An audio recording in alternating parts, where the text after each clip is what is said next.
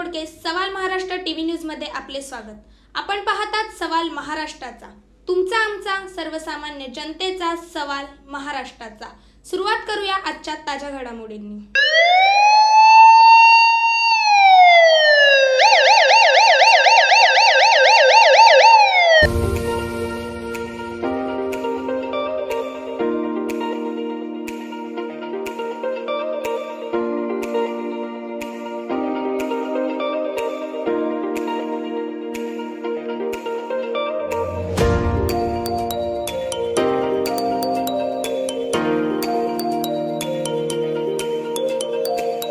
गुन्हा 14 तारखेला हा झालेला आहे। संध्याकाळी 7:30च्या सुमारास भूमी अस्करमध्ये त्या महिला राहतात आणि त्यांच्या घरी संध्याकाळी 7:30 वाजता हा पूर्वी त्यांच्याकडे कुक आणि ड्रायव्हर म्हणून काम करणारा इसम होता। तो पैसे पूर्वी घेतलेले पैसे मागण्याच्या बहाण्याने गेला आणि त्यांना बंदुकी सदृश्य वस्तूचा धाक दाखवून त्यांच्याकडून 30,000 रुपये अकाउंटमध्ये ट्रान्सफर करून घेतले आणि ते कमी म्हणून त्यांच्या गळ्यातली चेन त्यांना काढून द्यायला लावली आणि सदरचा गुन्हा हा दाखल झालेला आहे पोलीस स्टेशनला। 422/2024 कलम 309(4) BNS नवीन कायद्याच्या आणि पूर्वीचा 392 म्हणजे जबरी चोरीचा गुन्हा दाखल केलेला आहे।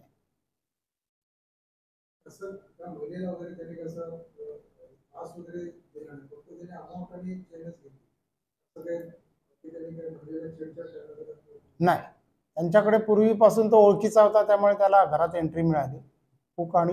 कुक कम ड्रायव्हर म्हणून तो काम करत होता।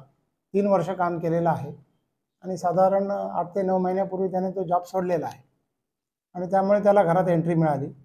58 वर्षाची महिला आहे आणि हे झाल्यानंतर तो तिथून पळून गेलेला आहे। त्याच्यानंतर हा गुन्हा दाखल झालेला आहे। गुन्हा दाखल झाल्यानंतर आमचा तपास चालू झाला। तपासामध्ये त्या लेडीला तो फक्त त्याचं नाव माहिती आहे, तो कुठे राहत होता फक्त घनसोली एरियामध्ये। अशा प्रकारे त्याचा आम्ही शोध घेतला, त्याचं डिटेल काढून त्याला आम्ही गुप्त बातमीदार आणि आमचे सोर्सेस आणि बाकी टेक्निकली ॲनालिसिस करून त्याला आम्ही काल ठाणे परिसरातून वैतीनगर तिथून ताब्यात घेतलेला आहे आणि बाय नेम गुन्हा असल्यामुळे त्याने इमिजिएटली तो ॲग्री केला आणि अकॉर्डिंगली त्याने ती चेन ती रिकवर केलेली आहे त्याच्याकडून। अजून पैसे रिकवर करणं बाकी आहे। आज रोजी माननीय न्यायालयासमोर त्याला हजर केलं होतं। त्याला 21 तारखेपर्यंत पोलीस कस्टडी दिलेली आहे। हा गुन्ह्याचा तपास आहे आमचे डिटेक्शन ऑफिसर सहाय्यक पोलीस निरीक्षक दीपक खरात आणि त्यांच्या टीमने केलेला आहे। वरिष्ठांच्या मार्गदर्शनाखाली हा गुन्ह्याचा तपास चालू आहे। त्याने साधारण 8 ते 9 महिन्यापूर्वी त्याने तो नोकरी सोडलेली आहे आणि आता सध्या तो काही काम करत नाही। तपासामध्ये निष्पन्न आता तपास चालू आहे। त्याच्या विरुद्ध त्याचा प्रिव्हियस अँटिसिडेंट आहे। 2015ला डोंबिवली रेल्वे पोलीस स्टेशनच्या हद्दीमध्ये त्याने चेन स्नॅचिंग केल्याचा गुन्हा रजिस्टर्ड आहे आणि तो गुन्हा पेंडिंग आहे मान्य न्यायालयामध्ये। आता तपास चालू आहे। आता त्याने जी अमाऊंट जी रिकवर आपली ट्रान्सफर करून घेतली होती बँक अकाउंटमध्ये ती रिकवर करणं बाकी आहे। त्यानंतर त्याने जे बंदूक सदृश्य वस्तू वापरली होती ती त्याच्याकडून रिकवर करणं बाकी आहे। आम्ही तपासाचा भाग आहे तो आम्ही रिकवर करू त्याच्याकडून।